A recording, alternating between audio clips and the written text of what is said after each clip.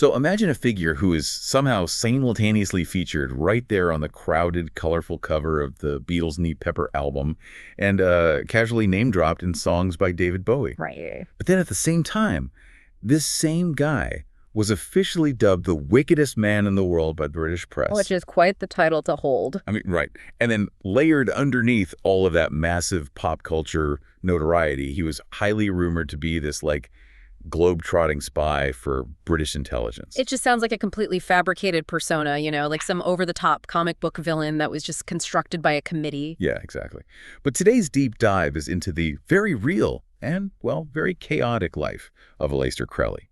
We're drawing on a comprehensive biographical source today that covers his entire timeline, from his birth in 1875 all the way to his death in 1947. Along with his actual teachings and his massive, though often hidden, fingerprint on the 20th century. Right. And the mission for this deep dive is to look past the sensationalism.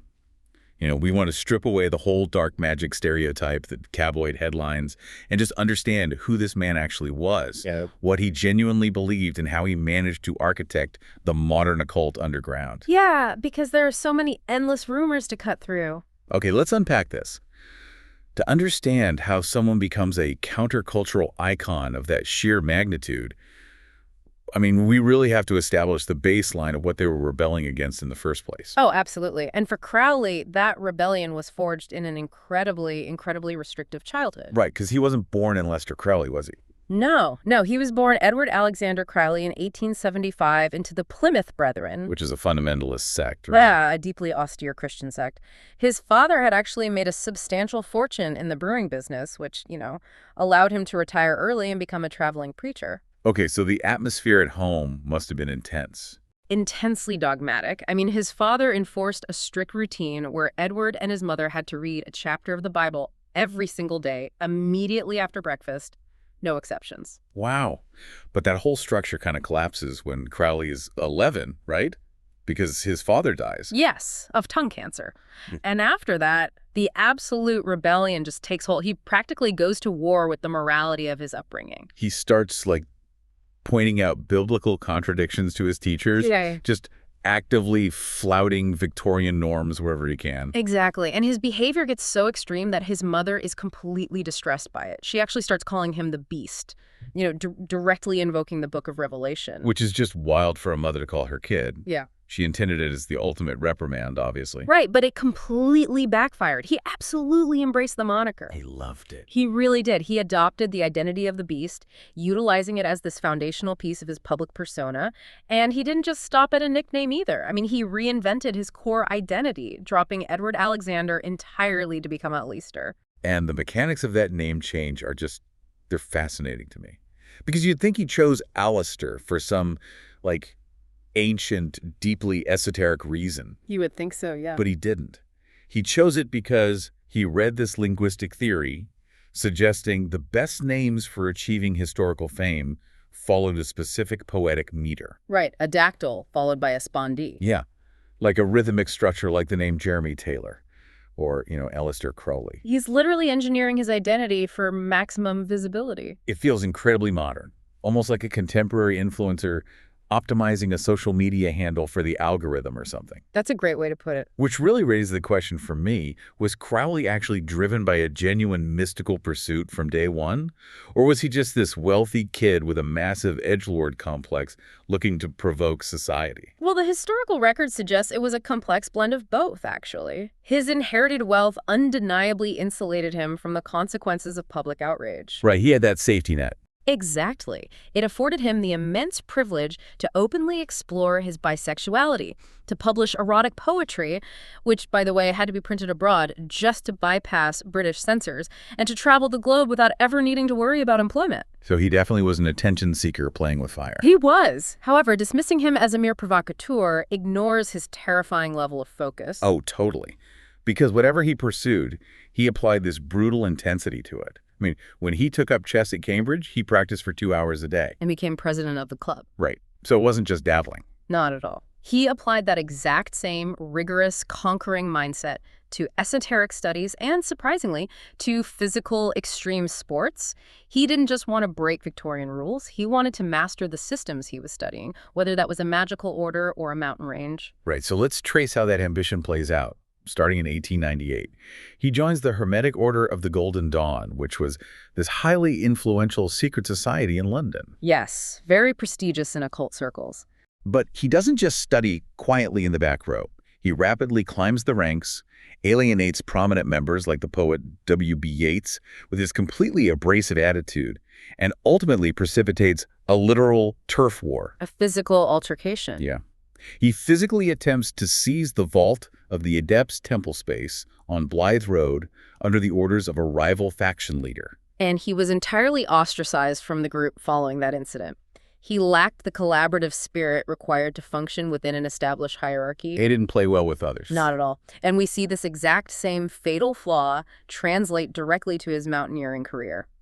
Oh man, the mountaineering stuff is intense. It really is. In 1902, he was part of the pioneering expedition to attempt K2, reaching an altitude of 20,000 feet.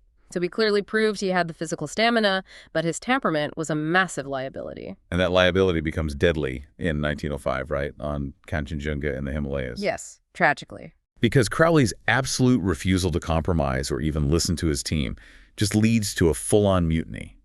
The other climbers attempt to descend as night approaches, and Crowley warns them it's dangerous, but they ignore his authority. Because he had already alienated them so badly. Right? And then an avalanche hits, killing one of the climbers and several porters, and Crowley basically just turns his back on the survivors. Which is horrifying, and the international mountaineering community entirely turned its back on him after that. Wow. So he really burned that bridge. Completely. He just couldn't operate within the systems built by other men, whether those were esoteric societies or alpine expeditions.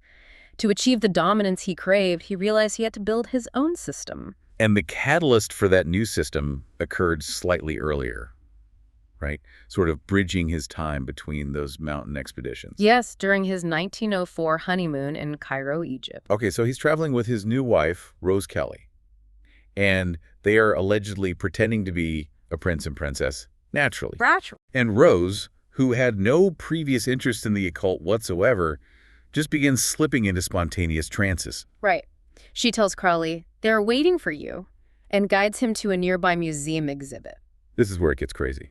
She leads him directly to a 7th century BCE mortuary artifact, which Crowley later dubbed the Stele of Revealing. And the museum's exhibit number for this specific artifact happened to be 666. Which is just, you can see how an ego like Crowley's would synthesize that. His mother calls him the Beast. He goes to Cairo, and his entranced wife leads him to an ancient artifact literally stamped with the number of the beast. It fed perfectly into his personal mythology. Over the following 3 days, he claims a disembodied intelligence named Ewas dictates a manuscript to him, which becomes the Book of the Law. And this text is crucial. It announces the dawn of a new era for humanity, the Aeon of Horus, and it lays out the supreme moral directive of this new age. Right, the famous quote. Exactly. "Do what thou wilt shall be the whole of the law." I gotta stop you there, though, because I just struggle to reconcile this origin story with the fiercely analytical guy who calculated the poetic meter of his own name. It is quite the shift. Right. Like, a ghost dictates a religion to him on his honeymoon. Did he actually believe this happened? Or was it just a highly calculated piece of myth-making? Well, what's fascinating here is that, according to his own diaries, he deeply resented the book initially. Really? He didn't just run with it? No, not at all. He was skeptical of the transmission, locked the manuscript away, and largely ignored its instructions for several years. It wasn't this immediate embrace of prophecy. Oh, wow, I didn't know that. Yeah, it was only later, when the manuscript was rediscovered among his possessions, that he decided it represented an objective, undeniable truth and formed the foundation of his religion, which he called Thelema. Okay, so we definitely need to decode that central phrase, "do what thou wilt," because on the surface, to modern ears, it just sounds like a teenager's dream philosophy, a license for total hedonism and unchecked selfishness. Right, and it is easily the most misunderstood tenet of his philosophy, because for Crowley, true will was a highly specific, very rigorous concept. So it's not just doing whatever you feel like in the moment. Not at all. It meant discovering your ultimate purpose or destiny and aligning every single action perfectly with that purpose in complete harmony with the momentum of the universe. Okay. And to find that true will, a practitioner had to systematically strip away all societal conditioning, religious dogma, and external expectations. So true will isn't about giving in to impulsive desires. It sounds more like a psychological flow state, like when an athlete or an artist is completely locked into their singular purpose and all the societal noise and distractions just kind of fall away. That is a very precise way to frame it, actually. And to achieve that state, Crowley developed his own methodology, which he termed magic. And he added a K to the end of the word, right? Yes. The spelling distinction was to separate his system from simple stage illusions. Right. He defined it as the science and art of causing change to occur in conformity with will. Exactly. But the methods he used to enact that change were extreme. Heavy usage of hashish, heroin, cocaine, and peyote, alongside highly ritualized sexual practices. And here's where we have to look at the underlying mechanism of his system. Because Crowley believed that magic and science were actively merging. Yes. He wasn't just throwing wild parties for the sake of it. He was applying the scientific method to mysticism. Right. He required his followers to treat their bodies and minds like a laboratory. If you performed a ritual or ingested a substance, you had to log the precise dosage, the environmental conditions, and the exact psychological outcome in a ledger. He was essentially trying to map the human nervous system's capacity for spiritual experience, but using Victorian scientific taxonomy to do it. So, okay, philosophy in a vacuum is one thing, right? But attempting to build a functioning society around do what thou wilt, especially while using extreme consciousness-altering tools, is where the reality gets incredibly messy. Very messy. He attempts to institutionalize this in 1920 when he moves to Cefalù, Sicily, and establishes the Abbey of Thelema. I always picture this as like an early, incredibly dark version of a 1960s hippie commune, but run by a highly demanding aristocrat. That's pretty accurate. He sets up this religious commune in a dilapidated villa. The residents wear robes, perform daily invocations to the sun god Ra, and engage in a completely libertine lifestyle. And he involved the kids in this too, right? Yes, Crowley insisted on a radical education for the children living there, allowing them to witness sex magic rituals to supposedly remove any psychological taboos early on. It's just this wild intersection of high metaphysical philosophy and profound squalor. Because the daily reality of the Abbey was completely unsanitary. It was terrible. Wild animals roamed the property, there was no basic hygiene, and Crowley was deep into a debilitating heroin addiction by this point. Right. And the friction between his lofty ideals and his chaotic reality culminates in the tragic death of a young follower, Raoul Loveday. Yeah, that was the breaking point. Loveday moved to the Abbey with his wife, Betty May, and the environment completely horrified her. She claimed they were forced into psychological exercises like cutting themselves with razors every time they used the pronoun I. Wow. Just to destroy the ego. Exactly. And Loveday ultimately died there in 1923 after contracting an infection from drinking from a polluted stream near the villa. So Betty May returns to London, and she takes the story straight to the press. And the tabloid John Bull just launches this massive campaign against him. They went all out. They publish rumors of followers drinking sacrificed cat blood. They brand him the wickedest man in the world and explicitly state he's a man they'd, quote, like to hang. And the international scandal forces Mussolini's fascist government to officially deport Crowley from Italy. Which is wild, but honestly, the press reaction was exactly what Crowley's persona invited. Oh, it played right into his hands. Yeah. He wasn't a Satanist. He rejected the Christian worldview entirely, so a Christian Satan held no meaning for him. Right. But he understood the sheer psychological power of symbols.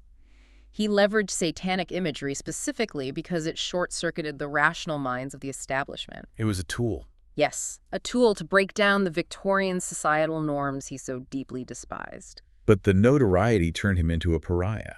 He spent years completely broke, bouncing between cities. Yet, and this is where things take a bizarre turn, there is an entirely different narrative layer operating concurrently. Right, the espionage theory. Yeah. Biographers like Richard Spence and Lawrence Sutin point to highly compelling evidence that Aleister Crowley was utilizing his global travels as an intelligence asset for the British government. And the most glaring evidence of this surfaces during the First World War. Because Crowley is living in the United States at the time, and this deeply aristocratic, fiercely British man suddenly starts churning out aggressively pro-German propaganda for a New York paper called The Fatherland. To the general public, it just looked like blatant treason. Right. I mean, reading it, you'd be like, what is he doing? But the theory posits that Crowley was operating as a double agent. His writing wasn't just pro-German. It was wildly hyperbolic and utterly absurd. The goal was to make the pro-German lobby look completely unhinged to the American public. He supposedly advocated for the German Navy to sink the passenger ship Lusitania, arguing it would terrify the U.S. into staying out of the war. But he knew full well that an atrocity like that would cause mass outrage and force the U.S. into the conflict on Britain's side. It's a very calculated psychological operation. It really is. And the real insight here isn't just the espionage aspect. It's that Crowley realized the modern media landscape was highly manipulatable. He figured out that weaponized hyperbole is a far more effective tool for steering public consciousness than logical debate. Which is a tactic that mirrors modern misinformation strategies perfectly. Exactly. But I have to ask you, can you really imagine the British government hiring the, quote, wickedest man in the world as a secret agent? It stretches belief, but that intelligence theory actually extends beyond WWI. They're credible suggestions he utilized his occult networks to spy on revolutionary elements in Moscow, and that a later expedition to China was a cover sanctioned by British intelligence to monitor the opium trade. It's just incredible. But if we zoom out and look at his personal politics across his life, I mean, they present a massive web of contradictions. They certainly do. The sources show he advocated fiercely for female emancipation and sexual liberation, yet his private writings are laced with profound misogyny. Right.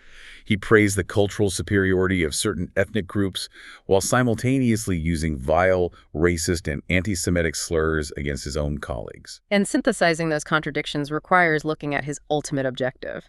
The historical record shows Crowley possessed no allegiance to any political party, democratic system, or social movement. He explicitly stated his hatred for democracy, labeling it an imbecile and nauseating cult of weakness. No. His worldview strongly favored a conservative, aristocratic structure divided into masters and slaves. Which explains why he was so fascinated by the extreme totalitarian ideologies rising in the 20th century, like Nazism and communism. Exactly. But it wasn't because he agreed with their economic or social endpoints. No. He viewed those movements as structural wrecking balls. He believed their violent, subversive power was necessary to demolish the remnants of the old Christian order. He anticipated that once these extreme ideologies created a massive cultural void, his religion, Thelema, would naturally rise to fill it. So he was the ultimate opportunist, just waiting for the ashes to settle. Pretty much. But the irony of his life is that he completely failed to fill that void while he was actually alive. I mean, he died in a Hastings boarding house in 1947, bankrupt, addicted to heroin, suffering from severe asthma, and only a handful of people even attended his funeral. Yes. By every conventional metric of his era, Aleister Crowley was a catastrophic failure. In 1947, yes. But his cultural impact exploded exponentially in the decades following his death. Because he essentially laid the architectural groundwork for the entire modern occult movement. He did. Before his death, he authorized an esoteric researcher named Gerald Gardner to revive the British branch of the Ordo Templi Orientis, the O.T.O. And Gardner took massive amounts of Crowley's published rituals and philosophies and integrated them to found modern Wicca. So he basically provided the liturgical framework for a global pagan revival. Yes, and it jumped the Atlantic, too. In California, the head of his O.T.O. lodge was Jack Parsons. The rocket scientist. The very same. He was simultaneously an early pioneer of rocket science. And through Parsons, Crowley's heavily systematized concepts of mental conditioning reached a young L. Ron Hubbard, deeply influencing the foundational ideas of Scientology. So what does this all mean? How did a guy who died broke end up being this influential? Well, Crowley serves as the essential bridge in esoteric history. He took the deeply elitist, highly secretive occultism of 19th century societies, groups that hid their knowledge behind oaths and locked doors, and he just blasted it wide open. Yeah, he published the secret rituals. He published them, he synthesized Western magic with Eastern practices like yoga, and he proved willing to utilize chemistry and extreme psychology to alter the mind. He treated the pursuit of enlightenment as an empirical science. Which explains exactly why the 1960s counterculture adopted him as a sort of patron saint. Mid-century musicians didn't just want a rebellious aesthetic. They needed a figurehead who bridged the gap between strict historical mysticism and total sensory liberation. Absolutely. That's why he's right there on the cover of See Di Pepper. It's why Jimmy Page of Led Zeppelin was so fascinated that he literally purchased Bullskin House, Crowley's old estate on Loch Ness. It's why the phrase, "do what thou wilt," is etched right into the dead wax of Led Zeppelin III. He successfully adapted magic for the modern age, insisting it be treated with the rigor of a psychological discipline. He demanded that the world engage with him on his own extreme terms, and eventually, culture just caught up to him. It's wild to think about. Whether you are studying history, analyzing how subcultures form, or honestly just trying to navigate the complexities of identity creation today, Crowley's life demonstrates the staggering power of absolute self-belief, It really does. because it shows that the line between a discarded madman and a cultural prophet is frequently determined by branding, relentless documentation, and just the right historical timing. Very true. Which leaves you, the listener, with a rather unsettling thought to ponder as we wrap up. We've spent this time breaking down his magic, the meticulous ledgers, the extreme rituals in Sicily, the scientific approach to the esoteric. But what if his most undeniable, successful act of magic wasn't contacting entities in a Cairo museum or performing rituals in an Italian villa? What if his greatest act of magic was simply casting a spell of notoriety so powerful and engineering a persona so meticulously that almost a century after he died, broken alone in a boarding house, we're still sitting here today, totally captivated, trying to decode the beast?